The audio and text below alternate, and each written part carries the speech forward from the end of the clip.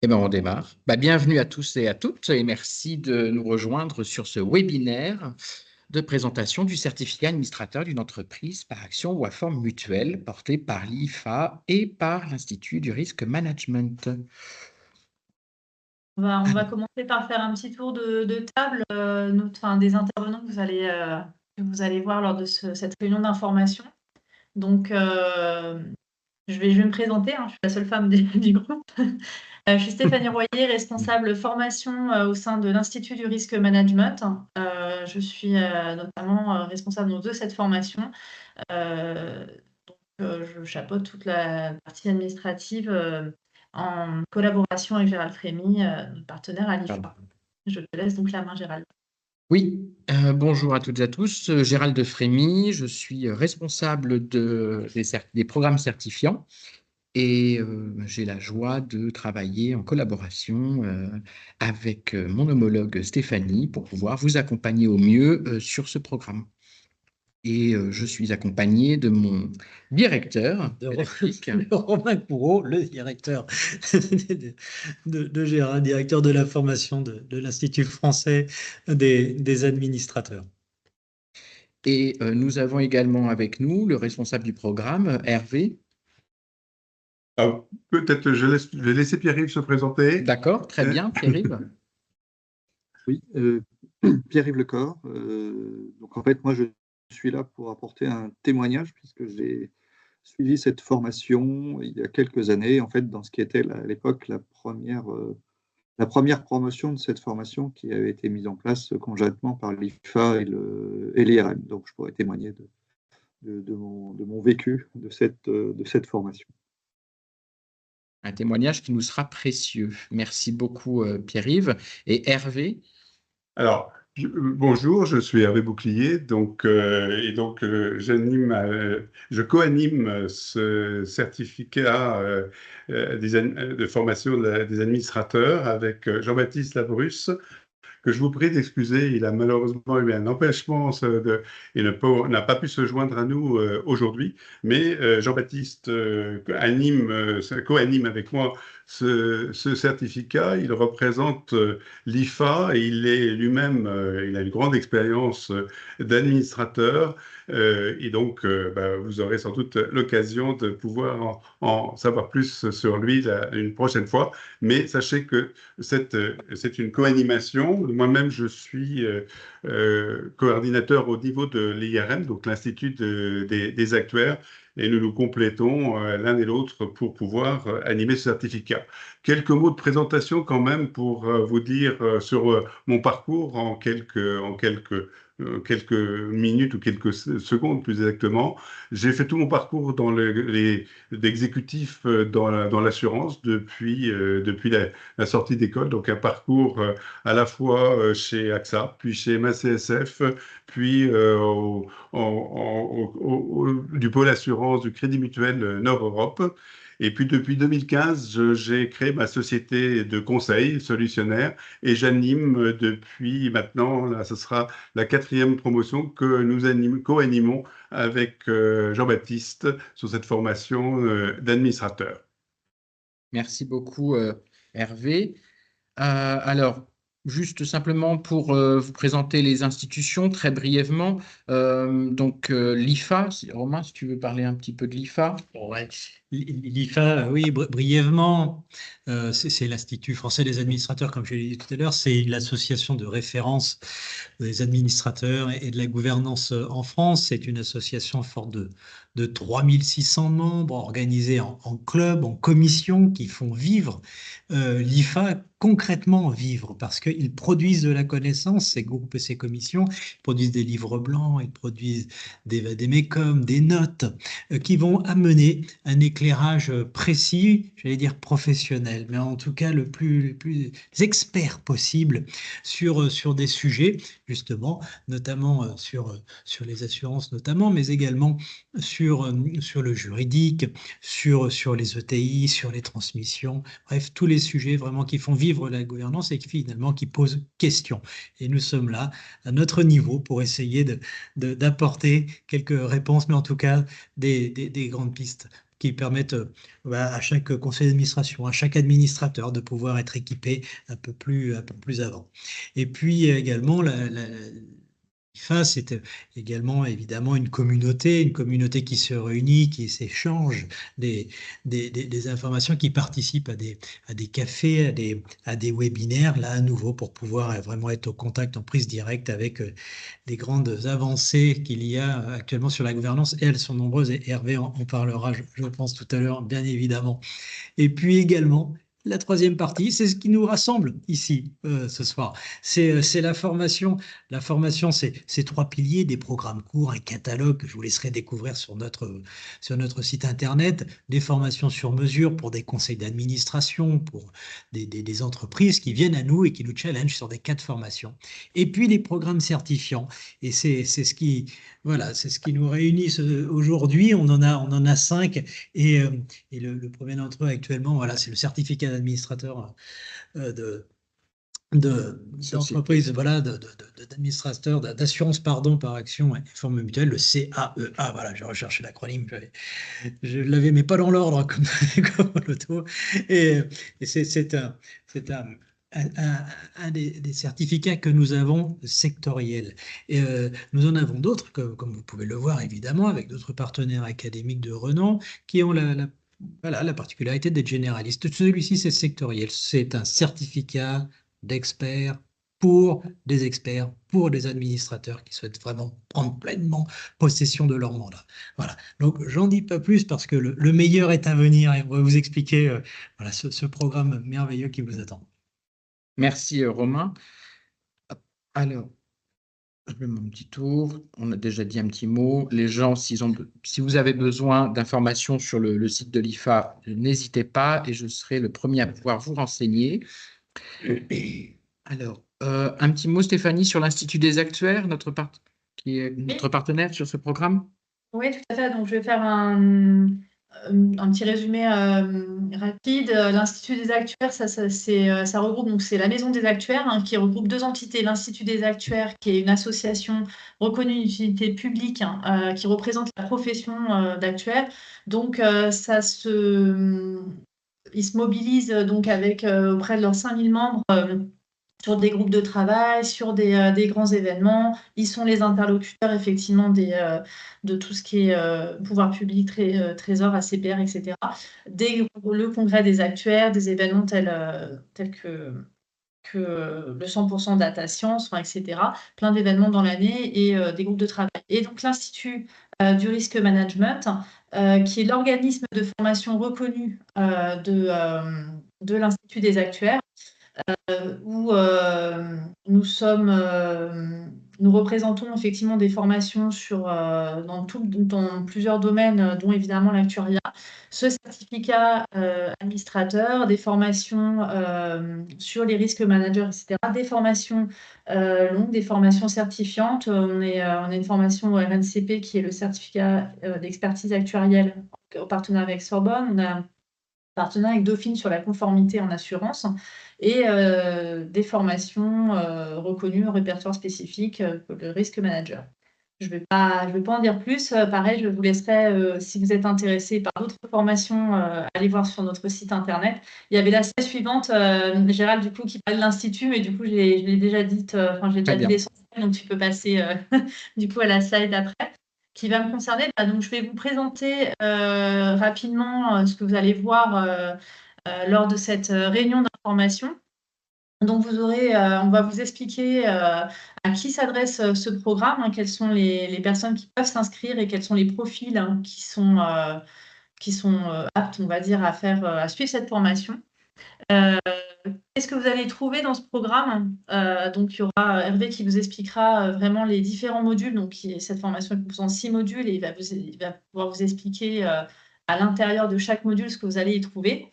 On fera une petite rétrospective rapide du calendrier avec ces fameux 6 modules à partir de janvier. Comment va se passer la certification à la fin de ces 6 mois de formation? Et à la fin, les modalités pratiques, comment vous inscrire et le prix de cette formation. Merci beaucoup Stéphanie. Alors, donc à qui s'adresse ce programme? Hervé? Alors, bien entendu, le programme s'adresse d'abord à des administrateurs qui vont être administrateurs d'organismes d'assurance, sociétés d'assurance, mutuelles 45, institutions de prévoyance. Nous avons eu des administrateurs qui ont été aussi administrateurs d'associations qui sont très proches des assurances. Donc, en fait, le sujet, c'est tout ce qui tourne autour de la fonction d'administrateur dans un organisme d'assurance. Alors, le profil de ces administrateurs qui vont suivre cette formation, il va d'abord être très varié. Ce qu'on souhaite, c'est qu'au niveau de la formation, on ait des profils de personnes qui ont des compétences qui sont complémentaires. Dans un conseil d'administration, ce qui est important, c'est la complémentarité des profils pour que les décisions, la façon dont les décisions sont prises par un conseil, soient prises avec des compétences variées et diverses. C'est tout l'intérêt de ce partenariat, d'ailleurs, entre l'IFA et l'Institut des actuaires, en termes d'origine et de diversifier. Et on a eu la chance, je dirais, jusqu'à pratiquement toutes les formations précédentes, d'avoir des compétences très, très complémentaires et très variées, issues des 3 codes des assurances. Donc, je crois que c'est une richesse et un partage pour pouvoir suivre ce certificat et en tout cas l'animer. Donc, en général, bien entendu, on va prendre des administrateurs qui vont prendre récemment leur fonction ou qui ont l'intention de le faire ou de compléter leur formation par une connaissance plus approfondie de l'assurance, parce que pour être administrateur d'une compagnie d'assurance, d'une société d'assurance, on n'est pas forcément obligé de venir de l'assurance. On peut avoir été sollicité dans une compagnie d'assurance, mais par contre, il est intéressant de connaître et important d'avoir les bases de la façon dont fonctionne le métier, ce qui vous sera apporté à l'intérieur de ce programme. Donc, bien entendu, les futurs administrateurs, ceux qui veulent se destiner à devenir administrateurs, sont les bienvenus. Nous avons eu dans les promotions précédentes aussi des administrateurs qui étaient des représentants des salariés dans une société d'assurance. Donc, voilà, aussi des gens qui étaient exécutifs, qui exerçaient une fonction d'administrateur au sein d'une filiale de leur groupe ou de leur société. Donc, vous voyez, les profils relativement variés, c'est ça mais qui vont s'intéresser à une fonction d'administrateur dans un organisme d'assurance. Merci beaucoup, Hervé. Alors, qu'est-ce que l'on va pouvoir trouver dans ce programme? Alors, je dirais dans ce programme, ce qui va être important, il y a 2 aspects qui vont jalonner tout ce programme. Ce que j'appellerais les hard skills, tout ce qui touche les compétences, la méthode, les outils qui sont nécessaires à connaître pour pouvoir comprendre le métier de l'assurance, comment il fonctionne. Et là, ça c'est le problème, c'est les questions sur lesquelles nous allons revenir dans le déroulé des programmes. Mais on ne va pas parler uniquement de hard skills, on va aussi parler beaucoup de soft skills. Parce que quand on devient administrateur, on va changer de costume. C'est par rapport aux fonctions précédentes. On n'est plus dans la décision, on n'est plus dans l'exécutif, mais on est dans le contrôle ou dans la validation de la stratégie. Donc la notion on va beaucoup travailler pendant tout ce programme sur la façon, quelle est la bonne posture d'un administrateur, à la fois vis-à-vis de l'exécutif, mais aussi entre pairs, entre membres du conseil d'administration. Donc, ça va faire l'objet de beaucoup d'échanges et nous allons bâtir l'ensemble de ces modules sur un esprit que je qualifierais de promotion, dans lequel les uns et les autres, tous ceux qui participeront à cette formation, vont avoir beaucoup de temps d'échange. Et parce que il y a les intervenants qui vont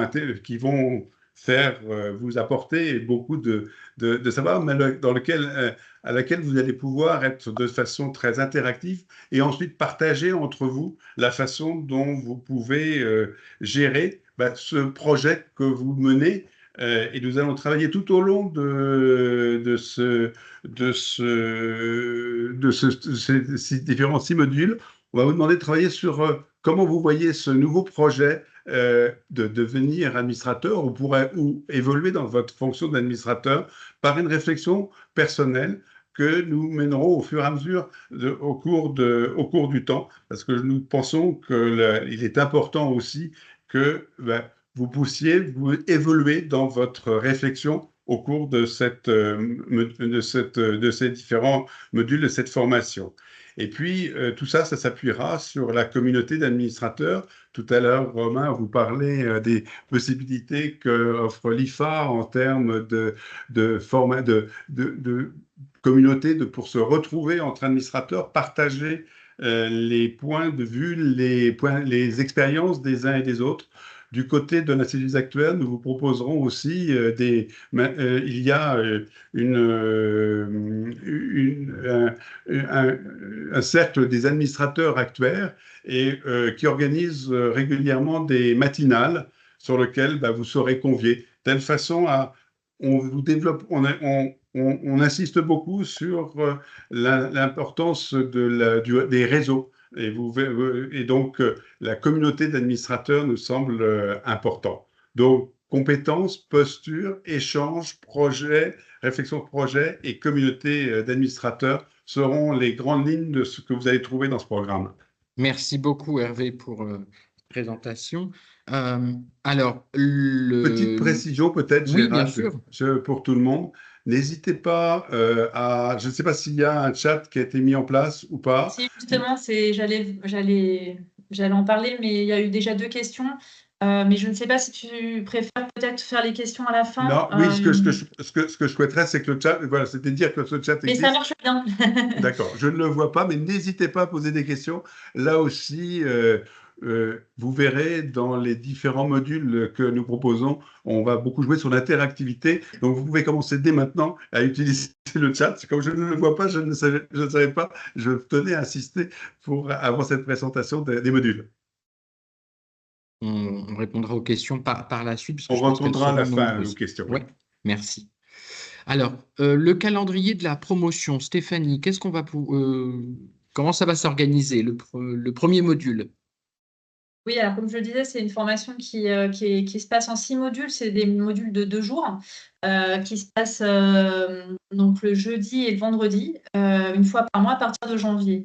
Donc après, ce que vous allez retrouver, je vais laisser plutôt Hervé le présenter. Voilà, je peux vous en dire un moment sur les Par dates. exemple, dans le module 1, qu'est-ce qu'on va trouver, Hervé? Alors, module 1, donc à chaque fois que vous avez vu, les modules sont sur 2 jours, dans lequel nous travaillons dans le premier module sur tout ce qui est le contexte comme c'est inscrit, le contexte de la gouvernance d'une entreprise d'assurance. Alors, contexte, ça veut dire en fait que l'on va avoir, je dirais, la présentation des grandes caractéristiques du métier de l'assurance. En règle générale, participe et on a des intervenants qui viennent des fédérations professionnelles ou de la CPR qui vous expliquent un peu ce qu'il est attendu soit par les organismes professionnels, soit et surtout par la CPR, des administrateurs dans leur rôle et dans leur fonction. De la même façon, nous vous présenterons un peu des caractéristiques spécifiques du métier de l'assurance. J'en prends un exemple. Le cycle inversé de la production, effectivement, par rapport à d'autres entreprises, nous fonctionnons en cycle inversé, c'est-à-dire que nous recevons les cotisations avant de payer les sinistres, ce qui est quelque chose d'assez important dans la façon dont on a à gérer une société quand c'est une société d'assurance. Je vous donne cet exemple-là. Tous les autres exemples seront développés et présentés lors de ce premier module. On en profitera aussi pour faire une présentation générale et prise de connaissance, bien entendu, de l'ensemble des participants lors de ce premier module. Merci beaucoup. Dans le second module, qu'est-ce que l'on pourra trouver alors? Alors, le second module, il est plutôt tourné sur les problématiques juridiques. Tout ce qui touche la façon dont fonctionne sur un plan juridique un conseil d'administration, comment il doit s'organiser, quel est son rôle, comment il doit fonctionner, comment la gouvernance en fait juridique se met en place dans le cadre de d'un conseil d'administration. Qu'est-ce qu'il faut respecter? Quelle est la responsabilité personnelle on étudiera aussi, on verra quelle est la responsabilité personnelle d'un administrateur dans une société ou d'un conseil de manière générale. Donc, une vision assez holistique et générale sur les points juridiques à connaître dans la vie sociale du conseil d'administration. Merci beaucoup. Sur le troisième module qui se déroulera les 20 et 21 mars Alors, on 2025. sera un mois plus tard, presque le début du printemps. On arrive au début du printemps et là, on va aborder un point qui est, je dirais, crucial dans le fonctionnement d'un conseil, c'est et la validation du plan stratégique. Les éléments nécessaires à prendre en compte pour élaborer, décider un plan stratégique. Alors, cette élaboration, elle est proposée par l'exécutif, mais il est important de savoir comment ce plan stratégique est élaboré, comment il est fait, et quels sont les éléments qui permettent à un conseil d'administration de décider, de valider un plan stratégique. Et puis après, une fois qu'il est validé, ben, c'est pas fini. Il faut le contrôler et le suivre. C'est aussi une des missions cruciales du conseil d'administration. Et nous étudierons aussi tout ce qui tourne autour de la vie de l'entreprise, parce que c'est un élément très important aussi pour pouvoir contrôler l'évolution et le suivi d'un plan stratégique, d'avoir des bons retours sur la façon dont fonctionne l'entreprise, et puis aussi peut-être comment on valide des comptes annuels de société. Voilà les programmes de ce troisième module, donc de début de printemps. Merci beaucoup, Hervé. Sur le quatrième module qui se déroulera le 10 et 11 avril. Alors, 10 et 11 avril, on va changer un peu la façon de voir les choses. On va être beaucoup moins sur des fonctions hard skills, donc de compétences d'assurance et de connaissances du monde de l'assurance. On va plutôt être sur les soft skills et donc sur ce que j'ai appelé tout à l'heure, je qualifiais la posture de l'administrateur. On va faire et travailler en groupe tout ce qui est la façon dont on se voit, comment on est perçu par les autres. Je crois que c'est intéressant d'avoir cette expérience de retour de la façon dont on est pertinent face à une intervention, comment intervenir de façon pertinente, comment améliorer sa force de persuasion. C'est un sujet que nous travaillerons dans ce module 4. Et puis après, on va faire des simulations de conseils de telle façon à ce que, à la fois, il y aura des personnes qui interviendront membres dans des conseils, dans des situations de conseil avec des directeurs généraux qui interviendront à l'extérieur, qui animeront aussi ces conseils sous le regard de certains d'entre vous, donc qui seront à la fois acteurs et observateurs, et de temps en temps acteurs, de temps en temps observateurs, pour avoir que chacun ait un recul sur la façon dont on est le plus pertinent, justement, pour intervenir en conseil. Donc, c'est vraiment le premier travail de soft skill qui se fera sur ces 10 et 11 avril 2005. Merci. Et donc, comment une décision est prise en s'appuyant sur les compétences de chacun dans le membre du conseil. Merci beaucoup, Hervé. L'avant-dernier module, donc le module 5, qui se déroulera le 15 et 16 mai. Alors, le 15 et 16 mai, ça sera encore là, on va revenir à une notion de hard skill. Le métier premier de l'assureur, de l'assurance. C'est la gestion du risque, c'est d'assurer et de prémunir, et prémunir, voir comment on prémunit le risque, comment on assure le risque. C'est aussi la réglementation qui va tourner autour de solvabilité 2. Donc, on ne va pas vous faire un cours complet de solvabilité 2, mais on va vous donner les éléments importants à comprendre et qui sont importants à connaître et à intégrer pour pouvoir suivre, puisque vous savez que le monde de l'assurance est quand même un monde très réglementé, hein. Je vous donnais une caractéristique tout à l'heure qui était dans la façon dont la gestion des productions, mais là aussi, l'autre élément, c'est que nous sommes dans un environnement très réglementé, et donc ça fera un tour d'horizon sur cet environnement réglementé.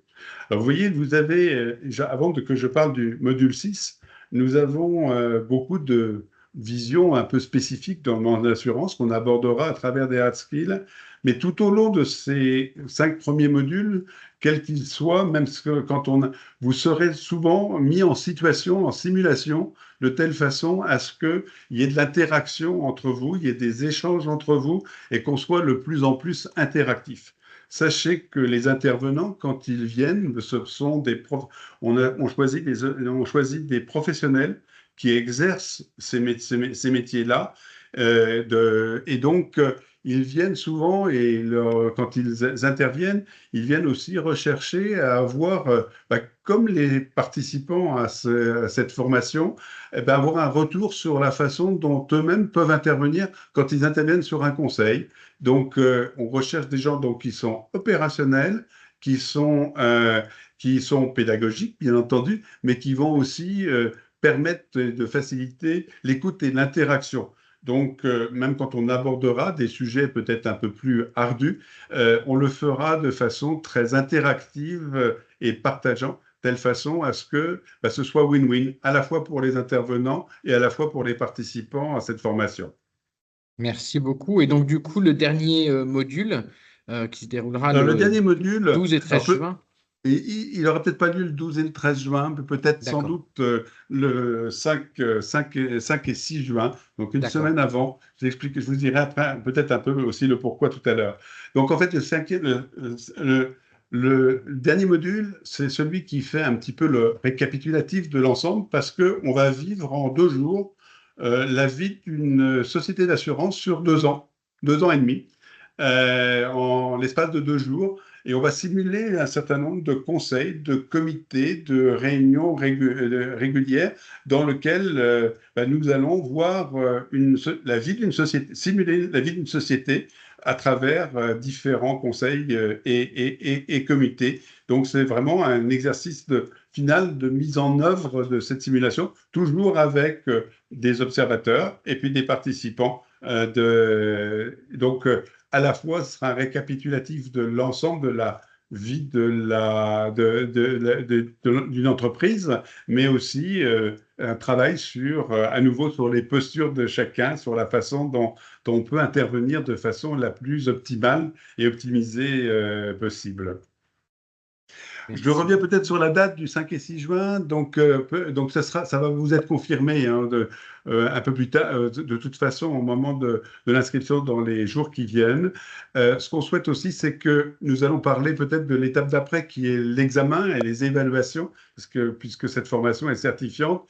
Et on veut vous laisser aussi le plus de temps possible entre le dernier module et la préparation de l'examen. Merci beaucoup. Alors, justement, les évaluations et certifications, comment ça se déroule? Alors, tout ce certificat doit faire l'objet d'une évaluation. Donc, il y a l'objet d'un contrôle. Elles se font d'abord de 2 façons. Un QCM qui reprend l'ensemble des sujets et des thèmes qui auront été vus, sur lequel il y a une nécessité d'avoir ces 70%, je crois, de réussite de ce QCM. C'est l'obligation je dirais, réglementaires, en fait, pour être certifié dans une formation de manière générale. Donc, elle s'applique à notre formation. Vous l'avez compris peut-être dans mes propos d'avance qu'un conseil, c'est aussi du collectif, c'est aussi de la vision générale. Donc, on complète sur cette partie de QCM qui est par à nouveau un des exercices de simulation de conseil sur lequel, là, on va juger plutôt bien entendu, la participation, la façon dont les apports de chaque participant, mais aussi comment collectivement le conseil cette simulation de conseil aura réussi à résoudre le cas dans le temps imparti. Ensuite, donc, une fois que ça se fera je crois que c'est le 4 juillet, si ma mémoire ne me fait pas défaut, qui est fait. En fait, c'est la semaine du 4 juillet. Oui. Et dans la même semaine, quelques jours après, pardon? C'est le 2 où on fait la première partie et le 4 où on fait la deuxième partie dont tu vas parler.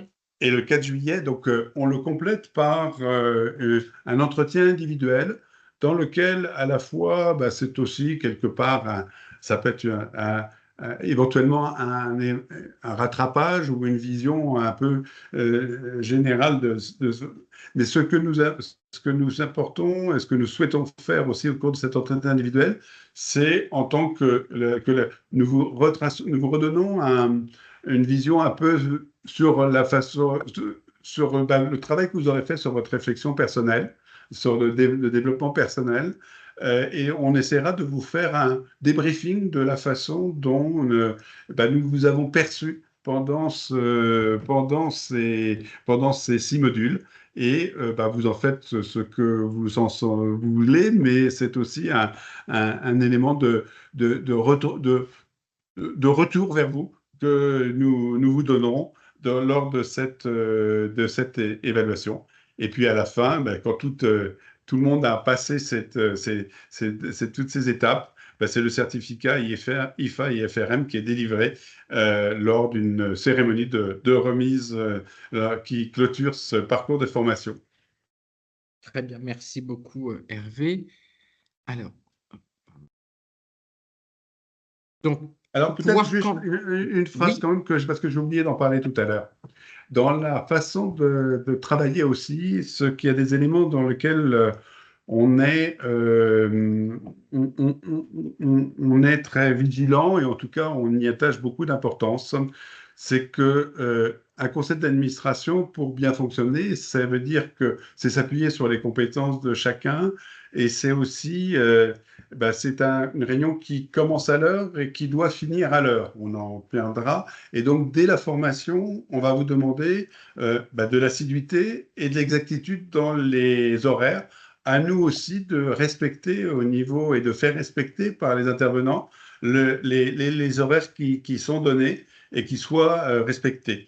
On choisit volontairement, et là, l'expérience nous a montré que c'était un élément important, que le présentiel, de telle façon à ce que nous vous demandons d'être présents à ces réunions. En général, on commence à 9h le matin, finit systématiquement à 17h30 avec coupé par le repas. Vous aurez des temps de pause aussi au cours le matin et l'après-midi de telle façon à ce que vous puissiez échanger entre vous et puis aussi partager un café ou une friandise entre-temps pour pouvoir aussi avoir des moments conviviaux que nous souhaitons aussi cultiver, notamment pendant les déjeuners. Merci beaucoup Hervé. Alors, pour pouvoir candidater et être admis sur ce certificat, comment ça se passe? On va peut-être laisser la parole à Stéphanie. Oui, alors c'est simple, vous avez un dossier de candidature à compléter que vous trouverez donc soit sur le site de l'IFA, soit de l'IRM. Si vous ne le trouvez pas, vous avez l'adresse qui est indiquée, qui est celui de l'Institut du risque, où je me ferai un plaisir de vous envoyer ce document. Donc, pour nous renvoyer ça, le dossier candidature complet, ça comprend donc une lettre de motivation, un CV, une photo pour le trombinoscope et le formulaire complété évidemment. Vous avez un règlement de frais de dossier qui est demandé normalement en amont de la forme, au moment de l'inscription, 270 € donc avec un ordre de l'IRM. Qu'est-ce que je peux vous dire? Donc une fois qu'on a les dossiers, on les examine en fait avec un jury d'admission qui est composé évidemment des représentants de l'IFA et de l'IRM et des coordinateurs de programme qui vont vérifier si vous correspondez aux prérequis de la formation notamment. Et donc on vous fait un retour pour vous dire si vous pouvez faire partie de cette promotion 2025. Au niveau des délais, on a mis le délai le plus loin possible, qui est le 6 janvier 2025, étant donné que la formation doit démarrer, je crois, le 16. Alors, bien évidemment, les inscriptions sont ouvertes dès maintenant, donc plus tôt on a nos inscriptions, mieux c'est pour nous, parce qu'au moins, vous ne courez pas après pour avoir notre promotion. Mais voilà, c'est la deadline la plus lointaine qu'on puisse vous fournir. Stéphanie, on peut peut-être préciser, Stéphanie, on Oui. peut préciser peut-être pour aller que nous réunirons le jury au fur et à mesure qu'il y aura des candidats et donc on n'attendra pas le 4 janvier si vous nous avez envoyé une candidature Bien sûr. la semaine prochaine, il y aura une réponse plus tôt. Donc plus tôt aussi vous serez fixé pour organiser vos emplois du temps, plus tôt vous vous inscrivez, plutôt vous êtes fixé pour l'organisation de votre emploi du temps du premier semestre 2025.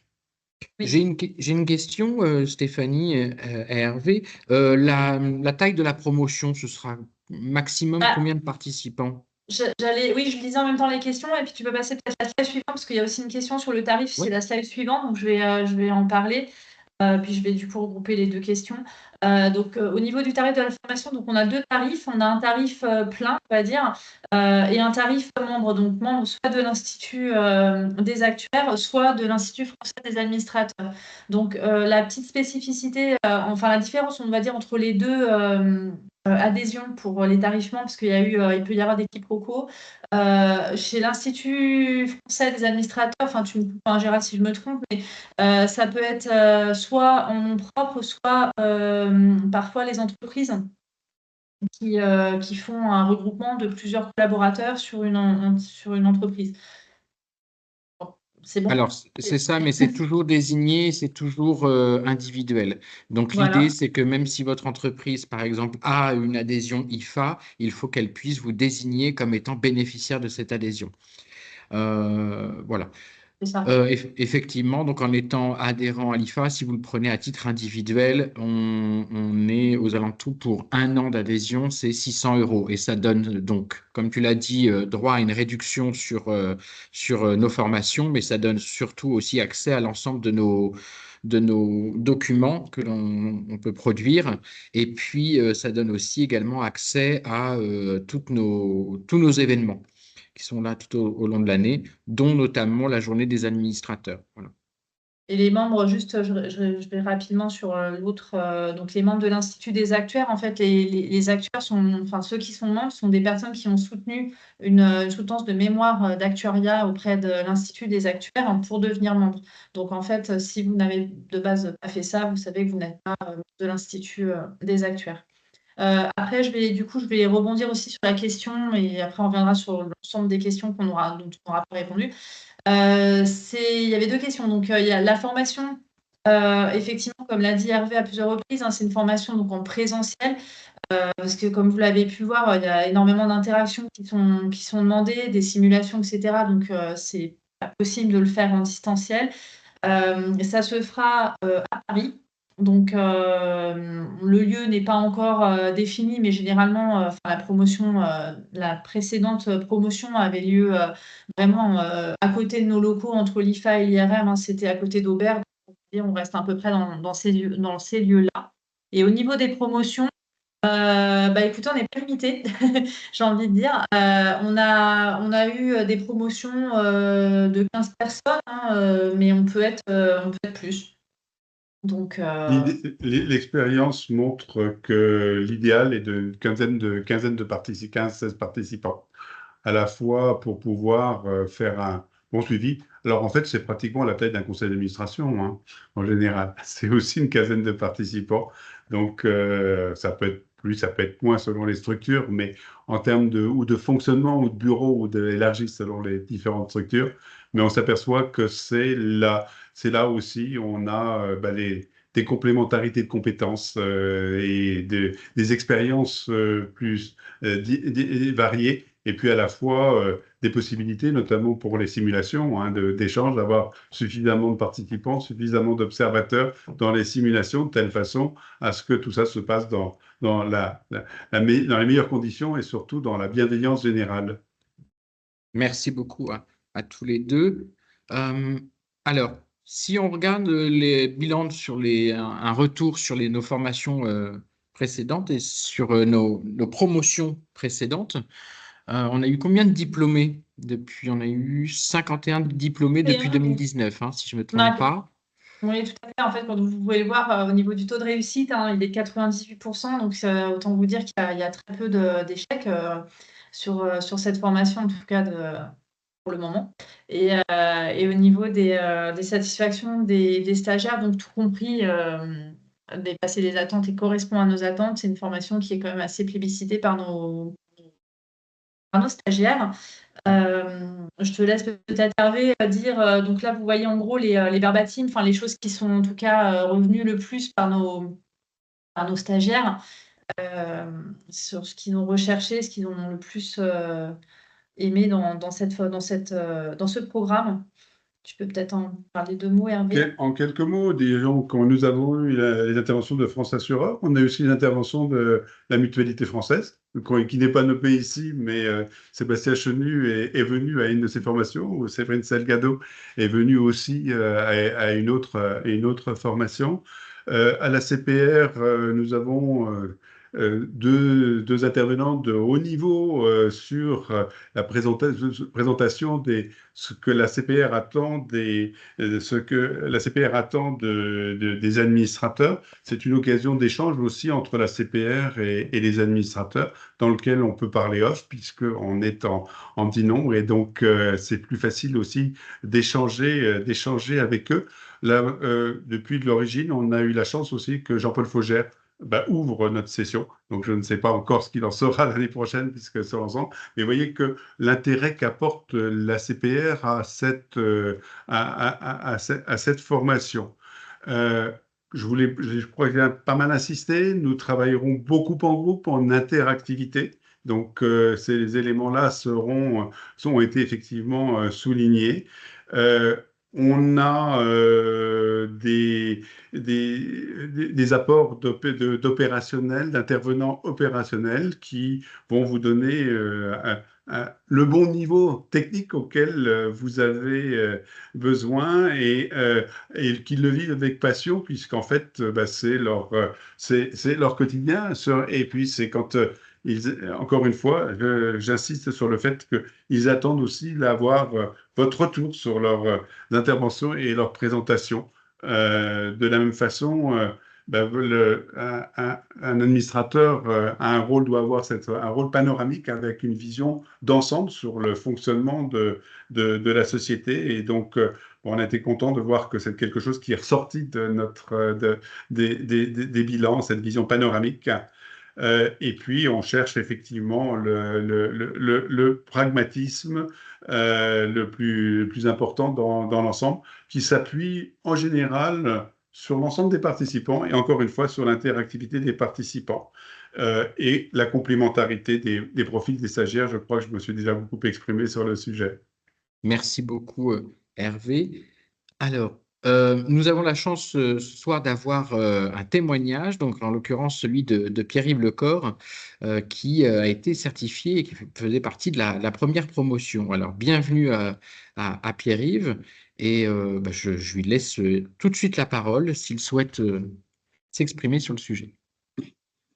Oui, écoutez, merci. Ravi d'être là pour vous parler de mon expérience, mon vécu de cette formation que j'ai suivie donc en 2019. C'était la première promotion qui était lancée par l'IFA et l'IRM de concert. Donc cette première promotion, nous étions, je crois, une douzaine. Avec des profils assez variés. Donc, je trouve que moi, je travaille juste pour me présenter, peut-être que j'aurais dû commencer par là. Je travaille dans l'assurance depuis un peu plus de 30 ans. Donc, voilà, j'ai travaillé dans l'assurance, la réassurance, j'ai des postes de commerciaux, techniques, tête d'équipe technique, de direction technique, dans la réassurance, dans l'assurance, et ces dernières années, j'étais aussi dirigeant effectif d'un petit organisme d'assurance. Donc, il se trouve que dans cette première promotion, je connaissais un certain nombre de personnes, je connaissais l'assurance, j'étais à l'époque dans une position plus de conseil, donc je n'étais pas d'employeur, j'étais à mon compte. Et j'avais trouvé cette formation comme il y a une bonne occasion aussi, à la fois pour répondre à un objectif qui était de dire que une position d'administrateur ou une fonction d'administrateur pouvait correspondre à mon profil et à mes souhaits, et aussi pour, je dirais, bien me mettre dans le bain de ce qui faisait le quotidien de la gouvernance des organismes d'assurance. Parce qu'effectivement, vous l'avez, je pense, compris, il y a deux grandes facettes dans ce type de formation. C'est à la fois la facette métier de l'assurance, technique, juridique, réglementaire, et puis une facette, ce qui a été appelé, je crois, un peu avant dans l'exposé soft skills, j'allais dire, c'est ce qui fait le comportement d'un conseil d'administration, de ses administrateurs, la dynamique collective et le rôle que chacun peut y jouer. Donc ça, ces deux aspects sont tout à fait complémentaires et nécessaires. Alors sur les aspects métiers, je pense que vous êtes tous de l'assurance, ou si vous venez d'ailleurs, mais l'objectif, c'est pas effectivement, les administrateurs ne sont pas des opérationnels. Donc, il ne s'agit pas qu'ils maîtrisent dans tous ces moindres détails ce qui fait le fonctionnement opérationnel dans les assurances, mais qu'ils en aient la compréhension. Et notamment parce qu'il y a des événements marquants, et le cadre Solvabilité 2 en est un de prime abord, puisque Solvabilité 2, qui est en place depuis 2016, a un côté tout à fait structurant sur à la fois le fonctionnement, le pilotage des assurances, leur gouvernance. Donc c'est ce qui structure à la fois les organes d'assurance dans leur direction, avec les dirigeants effectifs, les fonctions clés, et puis le quotidien à la fois du reporting, de tout ce qui fait le pilotage technico-financier des organes d'assurance. Donc Solva 2, c'est primordial. Il y a d'autres aspects, les aspects comptables, puisque la comptabilité aussi, avec les normes IFRS, ont modifié l'évolution des d'organisation, pas tous, puisque l'IFRS s'applique plutôt aux grands organismes. Et puis, il y a d'autres éléments aussi qui ont une importance croissante, comme je dirais, ce qui fait l'ESG, les nouvelles normes de reporting CSRD. Donc, tout ça, c'est important qu'un administrateur, je dirais, soit conscient et même informé de tout cela. Je crois que la formation, et Solvabilité 2 l'avait bien mis en évidence, la formation des administrateurs, c'est quelque chose de clé quand même si on ne leur demande pas des opérationnels qui connaissent, je dirais, tout, je disais, dans les moindres détails. Il s'agit que les administrateurs aient une bonne capacité de compréhension du fonctionnement et du cadre de fonctionnement des organismes d'assurance. C'est ce qui fait la qualité de cette formation, comme je disais, ça peut s'appliquer à la fois à des gens qui travaillent dans l'assurance depuis longtemps, ou qui ont fait toute leur carrière de l'assurance, comme à des personnes qui viendraient d'ailleurs et qui souhaiteraient différentes raisons. D'ailleurs, dans notre formation, nous avions, je crois, quelques membres qui n'étaient pas forcément dans l'assurance, plutôt dans le monde bancaire, et qui ont suivi sans difficulté ce programme de formation. Donc, c'est d'ailleurs aussi une richesse, c'est qu'on a sur une promotion une variété, une diversité de profils qui fait tout l'intérêt aussi de cette formation, par les échanges entre les stagiaires que nous sommes, que nous étions. Donc cette capacité à, moi je l'avais vécu comme ça, une bonne cohésion sur la promotion, puisque la formation est quand même menée assez tambour battant, sur quelques mois, même si c'est par module de 2 jours, donc en quelques mois, puis avec un examen à la fin, comme vous l'avez décrit, comme vous avez été décrit. Donc je crois qu'il y avait une bonne entraide et des échanges entre les stagiaires que nous étions pour assurer les meilleures chances de réussite à tout le monde. Qu'est-ce que je voulais ajouter aussi? Oui, sur les intervenants, ça aussi, c'est quelque chose que j'avais apprécié, puisqu'on vous a cité un certain nombre d'intervenants, que ce soit des intervenants depuis du superviseur, des organisations professionnelles, Fédération des assureurs, Fédération de la mutualité, opérationnel de conseil d'administration, secrétaire de conseil par exemple, et puis des professionnels opérationnels, dirigeants d'organismes d'assurance ou anciens dirigeants qui ont. Ce qui peut être intéressant aussi, c'est d'expliquer parfois les expériences heureuses ou moins heureuses de certains et les difficultés rencontrées, parce que c'est ça aussi qui est formateur, d'apprendre dans des difficultés rencontrées, des agences de rating, des financiers, des auditeurs comptables. Donc, le panel d'intervenants était très, très, très large, ce que j'avais bien apprécié. Il y en a certains que je connaissais, d'autres que je ne connaissais pas, mais justement, c'était aussi l'occasion de faire la connaissance de nouveaux professionnels du monde de l'assurance. Et puis enfin, je crois que Hervé l'a signalé, les simulations, les cas pratiques, ça aussi, ça donne du concret à la formation. Juste un point que je voulais rappeler aussi, c'est que cette formation, en général, elle regroupe plutôt des gens qui ont déjà pas mal d'années d'expérience. Je ne crois pas qu'il y ait beaucoup de gens qui soient dans leur toute première année d'expérience professionnelle. Donc, on a plutôt des gens qui ont 15, 20 ans d'expérience ou plus. Et ça aussi, ça fait une richesse parce que justement, chacun a son parcours et peut partager son expérience, qu'il soit dans l'assurance ou dans d'autres. Voilà. Donc, c'est juste pour terminer là-dessus, c'est cette variété, ce mix entre de la technicité, le technique de l'assurance. Il ne s'agit pas de former des actuaires, comme on le disait, mais la vision de ce qui fait le fonctionnement, les spécificités de l'assurance et sa technique, surtout avec les nouvelles dimensions de maîtrise du risque sur lesquelles Solvabilité met un accent, sur les aspects juridiques, sur les aspects économiques aussi, puisque la formation n'est pas déconnectée de l'environnement. Enfin, moi, quand j'ai suivi la formation il y a 5 ans, l'environnement était assez différent de ce qu'il est aujourd'hui. On était encore sur des taux bas ou qui étaient en train de baisser et qui ont de facto continué à baisser. Aujourd'hui, la situation est quand même économiquement assez différente. La formation qu'on avait suivie, c'était avant l'épisode du Covid qu'on a tous connu. Je pense qu'il y a des enseignements qui ont pu être tirés de ce fonctionnement du Covid. Moi, je l'ai vécu en tant que dirigeant effectif d'assurance. Malgré une crise Covid et tout le monde était chez soi, les conseils d'administration, les directions ont pu continuer à fonctionner en s'adaptant.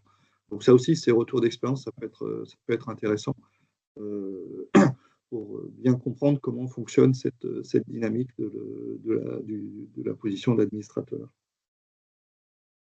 Merci Ouais. beaucoup, Pierre-Yves. Juste, Ouais. j'ai envie de poser la question, même si je connais la réponse, mais quand même, est-ce que vous recommanderiez cette formation, du coup? Et bien sûr, Ah ben voilà. oui, bien Bon, ben, sûr. Moi, c'est vrai que je m'étais engagé dans cette formation, pas à l'aveugle, hein, puisque j'ai bien compris de quoi il s'agissait, ça correspondait à un sujet. Et j'ai pas été déçu, et la formation m'a été bien utile, hein, puisque d'ailleurs, alors, il se trouve qu'après la formation, j'ai occupé des fonctions de dirigeant, donc j'étais un peu de l'autre côté de la barrière par rapport à les administrateurs, mais enfin, j'étais en prise directe avec les administrateurs, et de ce point de vue-là aussi, tout ce que j'avais appris dans la formation m'a été bien utile, et j'en ai là, donc j'ai aussi acquis cette pratique de dirigeant face à un conseil d'administration et du fonctionnement, je dirais, le plus harmonieux possible, ou le plus efficace possible entre les dirigeants dans les assurances et le conseil d'administration. Donc, de multiples points de vue, je pense que c'est une formation qui est très, très, très, très riche et intéressante. merci beaucoup, Pierre-Yves. On va pouvoir passer à la phase de questions-réponses. Je Oui, pense qu'on a déjà fait un bon tour des questions qui ont été posées. Alors, j'ai une question qui a quand même été posée sur le fait d'une personne qui ne fait pas partie d'un conseil d'administration qui se pose la question, malgré le fait qu'il ait quand même beaucoup d'interactions avec un conseil d'administration, s'il peut être éligible à la formation. Je crois qu'on l'avait un petit peu annoncé, Hervé, mais peut-être que tu peux... Alors, la réponse, elle est un peu par rapport au projet personnel qui va être mené. Effectivement, on a eu des administrateurs des personnes qui n'étaient pas encore administrateurs, mais qui se destinaient à l'être. Donc, je dirais, la question est vraiment dans le cadre de ce développement, quelle est où on en est dans sa phase de carrière, et qu'est-ce qu'on a envie de devenir. Il est certain, bon, par exemple, on a l'exemple de Pierre-Yves, hein, qui au départ est venu avec cette expérience, mais tu vas continuer en fonction de dirigeants. Mais ça t'a bien servi au niveau du conseil d'administration, comme tu le soulignais. On a aussi l'exemple de personnes qui sont dans des sociétés d'assurance, mais qui sont administrateurs de sociétés filiales, si c'est une ESA, ou société sœur, si c'est à l'intérieur d'une SGAM ou d'une structure de groupe IP. Et après, on peut être participant dans une des sociétés sœurs ou filiales. Et ben là aussi, le comportement qu'on a dans ce conseil d'administration n'est pas forcément le même que celui qu'on a en purement exécutif, où la priorité doit être donnée à la vie de l'entreprise dans laquelle on est administrateur, et non pas à celle du groupe. Alors bien entendu, il faut savoir allier les deux, mais c'est des sujets sur lesquels effectivement on travaille. Donc la réponse, je crois, elle est quand même, si la vision de conseil d'administration ne vous intéresse pas, non, vous n'êtes pas vraiment éligible. Mais par contre, à partir du moment où vous avez un projet ou une activité touchant à un conseil d'administration, n'hésitez pas à candidater. Merci, une autre, Hervé. merci. Une autre question, Stéphanie, peut-être? Oui, il y avait sur est-ce qu'il existe un manuel pour préparer les sessions? Alors, non, enfin, il n'y a pas vraiment. Il y a des supports de cours qui sont évidemment donnés lors de chaque, enfin, à l'issue de chaque module. Euh, pour ce qui est, je ne sais pas si la question était relative à l'examen. Si c'est ça, comme le disait Pierre-Yves, en fait, ce qui se passe, c'est que les promotions, enfin les participants en fait, de la promotion ont tendance à se réunir en fait par eux-mêmes. Hein. C'est pour donc à la fin, hein, pour voir tout le monde des modules, font des petits groupes en fait et s'entraident à faire des questions de QCM, etc. Alors ça, c'est chaque promotion hein, qui fait sa propre organisation en fonction de la cohésion qu'il peut y avoir dans le groupe hein, pour faire des révisions là-dessus. Alors, je ne sais pas si c'était là-dessus que se posait, enfin, qui était dans ce sens-là qu'était posée la question. Je ne sais pas si tu veux compléter, Hervé, par rapport à ça. En fait, chaque module ne nécessite pas de préparation spécifique le module qui va être suivi. Là, on fait en sorte que vous ayez l'ensemble des informations, quelquefois un petit peu en amont, quelques jours avant sur la présentation. Ça dépend un peu des intervenants comment ils voient les choses et comment ils le sentent aussi dans leur présentation, parce que je crois aussi qu'il faut que les intervenants soient le plus à l'aise possible pour pouvoir vous délivrer la meilleure intervention. Mais il n'y a pas de besoin de travail préliminaire pour le module suivant. Par contre, ce qu'on fait entre chaque module, on demande en général à 2 ou 3 d'entre vous de faire une synthèse du module précédent, de telle façon à ce que quand on raccroche, quand on rentre dans un module, on commence par une vision un peu synthétique de ce qui a été retenu par 2 ou 3, et chacun de l'ensemble des participants font comme ça un résumé des modules précédents. Et puis effectivement, après, comme le disait Stéphanie, il y a un peu la préparation qui, je crois que je n'ai pas vu une seule promotion où ça n'a pas été collectif, Oui. où la préparation dans le cadre des QCM se font par un travail ensemble de préparation et de challenge de préparation entre les participants. Merci beaucoup. Peut-être une autre question. Je n'ai pas accès aux Pour questions. l'instant, attends, je vais regarder. Ah si, alors attends, j'ai une grosse question. Est-ce que je peux vous poser une question? Oui, quelqu'un peut prendre la parole. J'allais Oui. vous la donner Oui. justement. Allez-y. Oui, donc je voulais dire que M. Frémy est un très bon commercial. Ah, Donc déjà pour nous vendre la formation. merci, monsieur le Et je voulais poser une question, mais donc Monsieur Lecor a répondu à ma question en grande partie, avec une très bonne intervention. Et donc je voulais poser la question, si on suit cette formation et qu'on l'a réussi, sans être issu de l'assurance, a-t-on de grandes chances de pouvoir intégrer un CA dans une société d'assurance ou de réassurance? Alors, je vais peut-être répondre à la question de manière générale. En fait, je pense que c'est un prérequis, cette formation, mais ce n'est pas l'aboutissement. Je m'explique.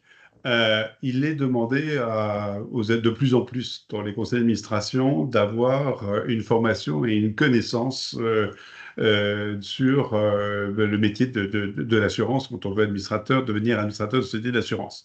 À la fois, les autorités réglementaires poussent les sociétés à avoir des administrateurs formés, mais en fait, de plus en plus, compte tenu de toutes les problématiques qui sont rencontrées, de la réglementation, des normes, de la façon dont se vivent les choses, dans le monde de l'assurance, il y a ce besoin de formation est indispensable. Donc, c'est une notion de prérequis. Après, l'intégration dans un conseil d'administration, c'est quelque chose aussi dans lequel il y a forcément des travaux d'approche et de confiance réciproque qui doivent être faits pour travailler avec les exécutifs ou les membres déjà d'un conseil d'administration. Et ça, cette formation-là, on ne peut pas vous garantir que vous ayez ça ne vous donne pas cette entrée en matière. C'est pour ça qu'on va beaucoup travailler aussi sur l'importance des réseaux, l'importance de la communauté, l'importance de travailler ensemble, l'importance de la pertinence de la façon dont vous pouvez intervenir.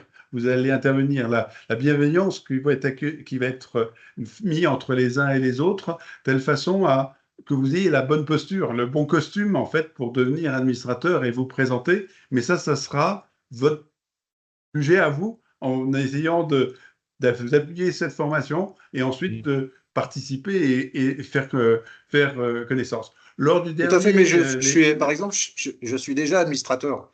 Donc, D'accord. nous avons créé, il y a entre 15 et 20 ans, une société coopérative dans la télémédecine. Et D'accord. j'ai comme actionnaire AG2R La Mondiale. Et depuis un an, je suis administrateur. D'accord. Et comme je suis aussi juriste en droit des affaires de formation, j'ai fait des options en droit des assurances. J'ai participé à différents conseils. Et donc, je suis un passionné de la gouvernance. Mais je D'accord. ne suis pas issu de l'assurance. Je suis aussi Ah, propriétaire et gérant de ma société en fabrication de dispositifs médicaux. Donc, on a beaucoup donc, le système d'assurance qualité avec la gestion des risques a une très grande importance dans notre domaine. Donc c'est pour ça que je posais cette question-là. Alors, je pense que le fait de ne pas être issu du monde de l'assurance, ça peut être ça peut être un plus. Et c'est une particularité que vous allez montrer. Et je pense qu'on a besoin, dans des conseils d'administration, des gens qui ont pas forcément uniquement qu'un parcours exécutif de société d'assurance. Au contraire, cette complémentarité ou ces besoins que vous avez pu rencontrer en termes d'assurance sont un élément très important à faire ressortir dans un conseil d'administration. Et souvent, ça ne doit pas être un conseil d'administration, ce n'est pas une réunion d'experts, c'est la réunion d'un besoin de faire que la société réponde aux besoins des assurés qu'elle s'est fixés, et puis tout en assurant sa pérennité. Donc, ne pas connaître l'assurance au démarrage n'est pas forcément un handicap, je dirais bien au contraire. Il en faut dans les conseils d'administration. Et dans chacune de nos promotions, il y a toujours eu des gens qui viennent de mondes très différents de l'assurance. Par exemple, si je prends le cas de Jean-Baptiste Lapoche, lui, il a travaillé dans des fonctions, avant d'être administrateur, dans des fonctions RH hors assurance, dans son parcours exécutif. Très bien, merci beaucoup pour votre réponse. Merci Hervé. J'ai une question de Régis Solo alors soit vous la posez Régis, soit j'essaie de la synthétiser au mieux. Vous me dites que vous avez droit à la parole du coup. Tant mieux. Oui, Monsieur bonjour. Bonjour. Bonjour à tous, merci beaucoup. En fait, pour faire simple, j'évolue dans le secteur de la mutualité où je suis administrateur. J'ai noté les personnes de qualité que vous avez citées. Je voudrais savoir si il faut comprendre qu'il y aura une part sur tout ce qui est spécificité des entreprises, je dirais, mutualistes qui évoluent dans le secteur de l'assurance. Voilà, est-ce que ça fait partie des éléments au programme? Et autre point, quel avantage, inconvénient vous verriez avec la formation de Sciences Po qui est spécifique aux administrateurs et qui est justement délivrée par la FNMF, si je puis me permettre? Alors, Voilà. je vais répondre à la première partie. question. Voilà, Effectivement. et je répondrai sur la deuxième. D'accord.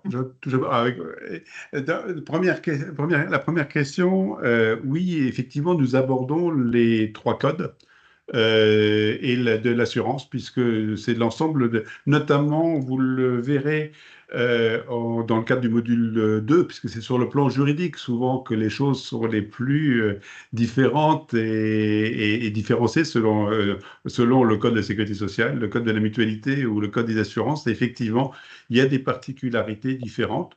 Elles sont abordées aussi à la fois, c'est pour ça qu'on demande la participation de la fédération de la mutualité. Pour ça, par exemple, on sait que le président d'une mutualité va être un dirigeant effectif, ce qui n'est pas le cas des autres, des institutions de prévoyance ou des sociétés anonymes. Tout ça vous sera expliqué. Les profils aussi des administrateurs sont forcément un petit peu différents entre les trois représentants de chaque code. Par contre, il y a beaucoup de choses communes. Tout ce qui est réglementation, solvabilité 2, gestion des risques, fonctionnalité, besoins sont les mêmes. Et là, ce qui est intéressant, c'est justement de pouvoir réunir des participants qui sont vivant des choses dans les 3 codes de la mutualité, pouvoir se raconter et donner leur expérience réciproque sur les différents aspects. Donc, c'est quelque chose que l'on cultive volontairement dans cette formation, parce qu'on sait que c'est un élément de richesse et de partage d'expérience qui est encore plus forte que si on était raisonné uniquement que pour les sociétés anonymes ou les mutuelles ou les institutions de prévoyance. Merci beaucoup Hervé. Donc, je peux peut-être répondre à la deuxième question qui portait sur la distinction entre ce certificat qu'on vous présente ce soir et le certificat administrateur de société qui est proposé par l'IFA et Sciences Po. Le certificat administrateur de société va se distinguer à la fois dans sa forme et dans le fond. Dans sa forme, on va retrouver 26 personnes par promotion. On va retrouver 10 promotions par an. Et on va être plutôt tourné sur les entreprises cotées. Et ça va être un certificat plutôt généraliste, mais surtout tourné vers les entreprises cotées. Là, on va être sur le CAEA, on est sur un certificat, comme vous l'avez compris, qui était sectoriel, avec moins de personnes, une seule promotion par an, donc quelque chose de, on va dire, pas plus élitiste, mais en tout cas plus restreint. Et voilà. Sinon, dans le fonctionnement dans le déroulé, on va être sur 6 mois de la même manière et on va être sur une répartition à peu près égale du nombre de jours de formation. Voilà, avec des intervenants qui interviennent sur certains modules, je pense notamment au module de simulation. Ce sont des intervenants qui interviennent à la fois sur le certificat administrateur de société et qui interviennent également sur le certificat qu'on vous présente ce soir. Donc voilà, vous allez retrouver évidemment des similitudes aussi. Je pense que si Régis Solo, vous êtes intervenu aussi par la formation qui est faite avec le FNMF, la FNMF et ça, je ne le connais si pas, j'ai bien compris. Celle-ci, je ne la connais pas. Et donc, peut-être un petit mot de précision quelque part. L'idée, je dirais sans doute, de la formation FNMF, elle est faite aussi, compte tenu des structures d'administrateurs qui sont de bénévoles, je dirais d'avoir une vision un peu générale et adaptée à des gens peut-être qui seront peut-être un peu moins investis dans des rôles de bureau. On ira peut-être un peu plus loin en termes de connaissances dans cette formation-là que dans la formation de la FNMF. Donc, il n'y a pas de concurrence entre les deux. Simplement, je dirais, en termes de choix de niveau ou autre chose, voilà, le besoin est peut-être plus couvert et s'adresse plutôt à des administrateurs qui vont peut-être plus s'investir que on le souhaite de plus s'investir que dans la formation de la FNMF. C'est un peu la même chose pour les institutions de prévoyance dans la formation qui est organisée avec le CETIP. On est sur le même type de problématique quelque part. Et simplement, voilà, c'est forcément lié à un choix personnel par rapport à l'investissement qui va être fait du candidat. Merci beaucoup, Hervé, pour la précision. D'autres questions ou peut-être les questions peuvent être récoltées? Oui, il y avait une autre question?